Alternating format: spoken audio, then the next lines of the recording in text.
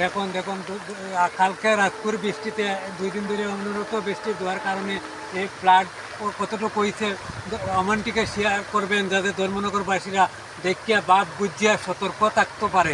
কতটুকু বৃষ্টি সম্ভাবনা অতটুকু বৃষ্টি হয়েছে, আরও বৃষ্টি দেন গতিবেগ বুঝবো, মানুষে দেখিয়া তার সম্ভাবনা কতটুকু বাড়তে পারে, কি সমস্যার পরে নিয়ে এটা শেয়ার করিয়া দেখাইবেন ধর্মনগরবাসী, যাতে কোনো ধরনের সমস্যা না পড়ে।